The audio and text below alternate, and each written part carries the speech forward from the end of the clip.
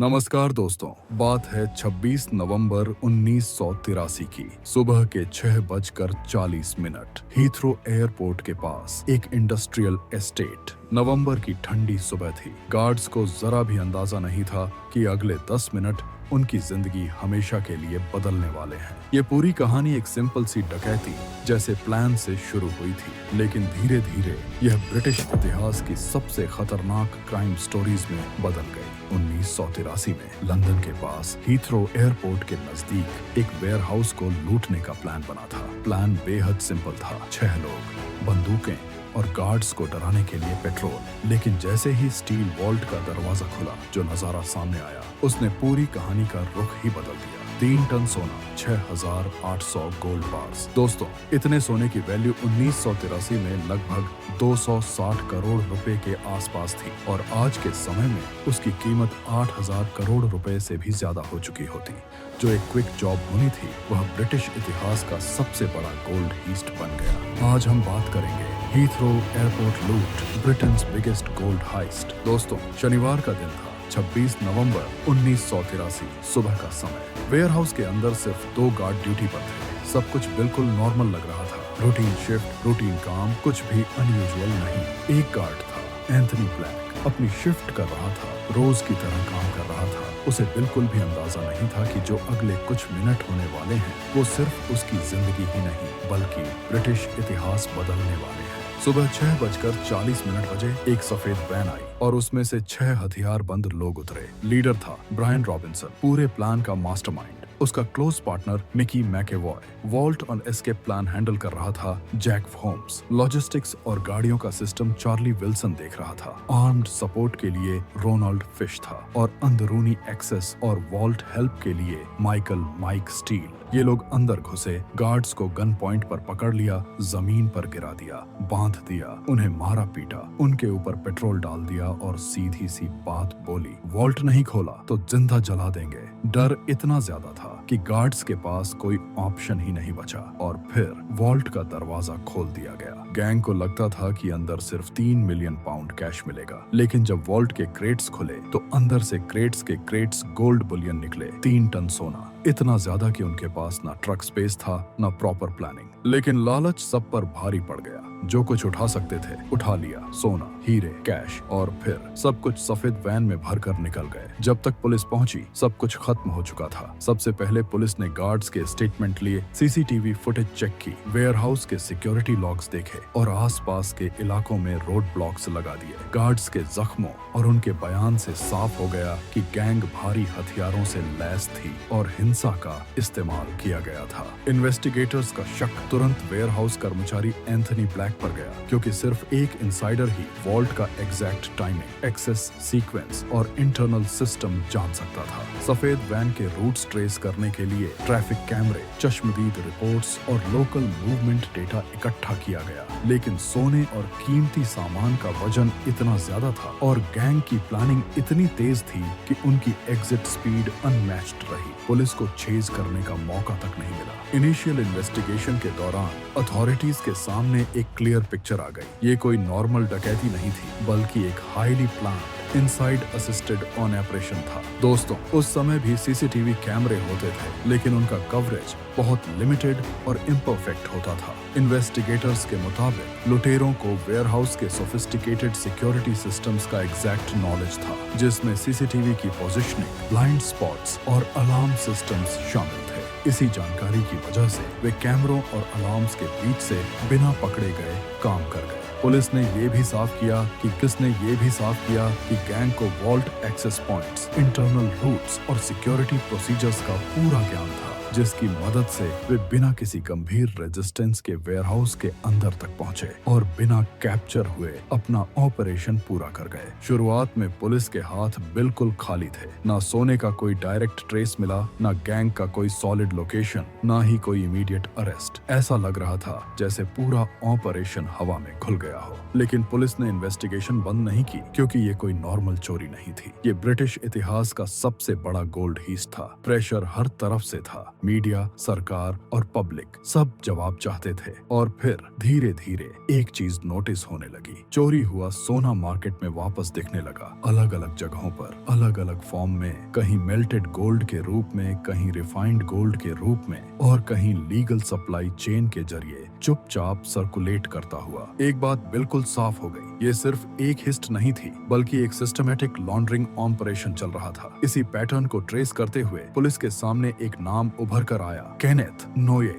एक जाना माना फिक्सर और एनफोर्सर जिसका अंडरवर्ल्ड में मजबूत नेटवर्क था और जो चोरी हुए सोने को मूव करने, पिघलवाने और लॉन्डर करने के लिए काफी मशहूर माना जाता था। यही पहला रियल सिग्नल था कि ब्रिंक्समैट गोल्ड के पीछे सिर्फ एक गैंग नहीं, बल्कि एक पूरा अनऑर्गेनाइज्ड क्रिमिनल नेटवर्क काम कर रहा था। और केनेथ नोये सिर्फ एक प्लेयर नहीं, बल्कि शायद इस पूरे सिस्टम का सेंट्रल पिलर था। वो आदमी जो सोने को क्राइम से निकालकर लीगल वर्ल्ड में वापस डालने का रास्ता बना रहा था। लूट के साइज और इनसाइडर इन्वॉल्वमेंट की वजह से ये केस तुरंत हाई प्रोफाइल बन गया और ब्रिटिश मीडिया ने इसे फुल फोर्स के साथ हाईलाइट किया। ये सिर्फ एक डकैती नहीं रही, बल्कि नेशनल और इंटरनेशनल लेवल का इश्यू बन चुका था। सबसे बड़ी प्रॉब्लम थी इंटरनेशनल गोल्ड ट्रेसिंग। जब सोना अपनी ओरिजिनल बार्स के रूप में होता है, तब उस पर सीरियल नंबर और पहचान के निशान होते हैं। लेकिन जैसे ही सोना पिघलाया जाता है, वो अपनी पहचान खो देता है और एक नया क्लीन एसेट बन जाता है, जिसे ट्रेस करना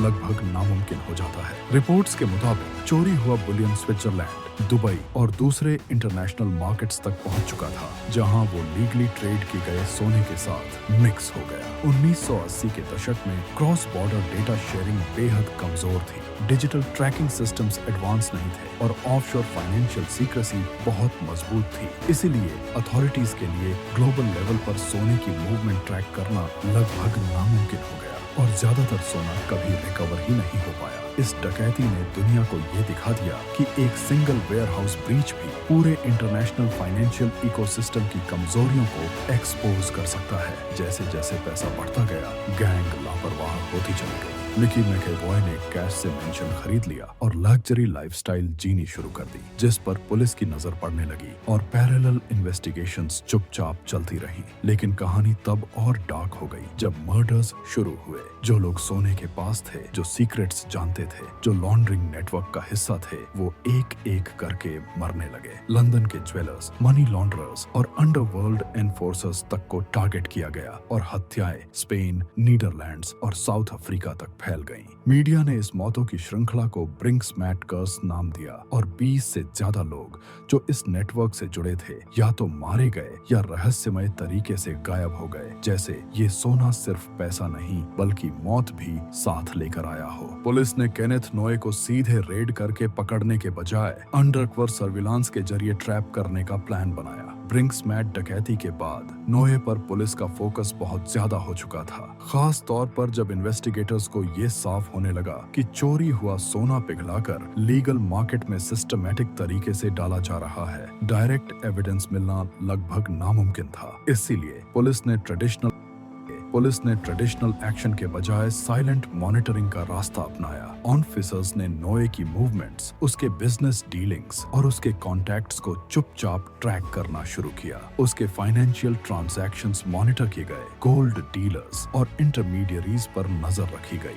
और अंडरकवर ऑफिसर्स को अंडरवर्ल्ड नेटवर्क के अंदर भेजा गया ताकि लॉन्ड्रिंग चेन को अंदर से एक्सपोज किया जा सके। सर्विलांस का गोल सिर्फ नोये को पकड़ना नहीं था, बल्कि ये साबित करना था कि चोरी हुआ बुलियन एक पूरे सिस्टम के जरिए पिघलाया जा रहा है और फिर मार्केट में दोबारा बांटा जा रहा है। 1985 में पुलिस ने एक अंडरकवर ऑफिसर को नोये की प्रॉपर्टी के अंदर सर्विलांस के लिए भेजा, लेकिन ऑपरेशन फेल हो गया। नोये ने ऑफिसर को पकड़ लिया, लड़ाई हुई और उस लड़ाई में अंडरकवर ऑफिसर की मौत हो गई। नोये ने कोर्ट में सेल्फ डिफेंस का दावा किया और जूरी ने उसे मर्डर के चार्ज से बरी कर दिया।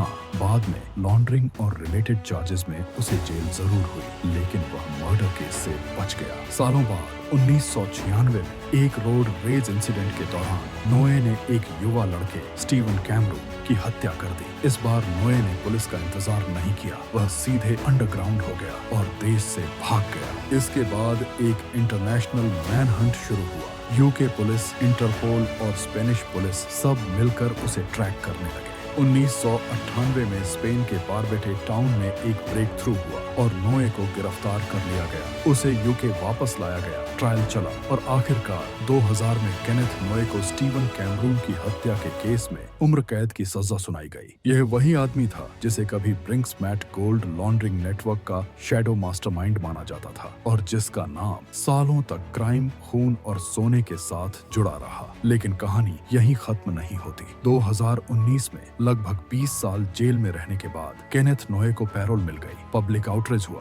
पीड़ित परिवार पूरी तरह टूट चुका था। आज भी नोए जिंदा है, आजाद है, सुपरविजन के तहत रह रहा है और सोना वो आज भी गायब है। केस फाइल्स के मुताबिक ज्यादातर सोना कभी रिकवर ही नहीं हुआ। मनी ट्रेल आज भी इनकम्प्लीट है और जो मर्डर्स इस केस से जुड़े थे उनमें से कई आज तक अनसॉल्व्ड हैं। डकैती के बाद शुरुआती सालों में जो 6 हथियारबंद लोग इस हीस्ट में सीधे शामिल थे, उन्होंने अपनी नई दौलत का पूरा मजा लिया और लग्जरी लाइफस्टाइल जीनी शुरू कर दी। लेकिन पुलिस ने दिसंबर 1983 में वॉल्ट के इंसाइडर एंथनी ब्लैक को दबाव में लाकर कबूलनामा करवा लिया। ब्लैक ने ब्रायन रॉबिन्सन और मिकी मैकेवॉय के नाम बता दिए और दोनों को गिरफ्तार कर लिया गया। दिसंबर 1984 में ओल्ड बेली कोर्ट ने मैकेवॉय और ब्रायन रॉबिन्सन को आर्म्ड रॉबरी के जुर्म में 25 साल की सजा सुनाई। दोनों ने लगभग 16 साल जेल काटी और 2000 के आसपास पैरोल पर रिहा हुए। ब्रायन रॉबिन्सन की 2021 में मौत हो गई और मिकी मैकेवॉय 2023 में कैंसर से मर गया। एंथनी ब्लैक को अपने रोल के लिए 6 साल की जेल हुई।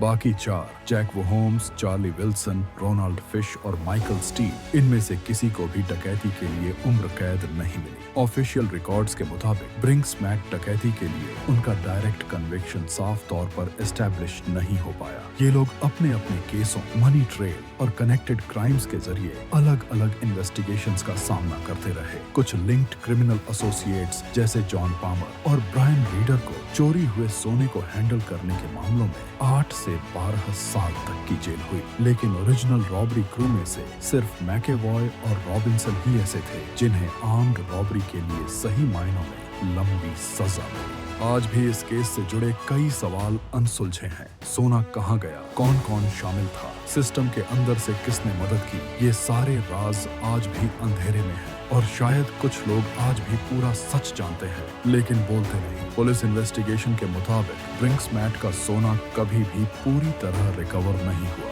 ऑफिशियल रिकॉर्ड्स और स्कॉटलैंड यार्ड की रिपोर्ट्स के अनुसार 90 से 95% सोना आज तक गायब है। सिर्फ बहुत छोटा सा हिस्सा ही रिकवर हो पाया, बाकी सब सिस्टम के जरिए गायब हो गया। अथॉरिटीज का मानना है कि आज जो सोना शादी की अंगूठियों, चेन, घड़ियों, ज्वेलरी, इन्वेस्टमेंट पार्ट्स और बैंक वॉल्ट्स में पड़ा है, उसमें से कुछ हिस्सा ब्रिंक्स-मैट गोल्ड का भी हो सकता है, लेकिन अब उसे पहचानना तकनीकी रूप से नामुमकिन है। दोस्तों, ये थी ब्रिंक्स-मैट गोल्ड हीस्ट की पूरी कहानी। एक डकैती जो सिर्फ एक वेयरहाउस से शुरू हुई थी लेकिन सालों तक चलती रही। लोग बदलते गए, चेहरे बदलते गए, जगहें बदलती गई, लेकिन कहानी खत्म नहीं हुई। सोना गायब हो गया, लोग मारे गए, कुछ जेल गए, कुछ बच गए और सच का बड़ा हिस्सा आज भी अंधेरे में ही है। आज भी किसी को पूरी तरह नहीं पता कि सोना असल में कहाँ गया, कौन कौन शामिल था और सिस्टम के अंदर से किसने मदद की। बस इतना ही पता है, ये सिर्फ एक चोरी नहीं थी, ये एक ऐसा केस था जो इतिहास बन गया। अगर आपको ये कहानी दिलचस्प लगी हो तो वीडियो को लाइक करें,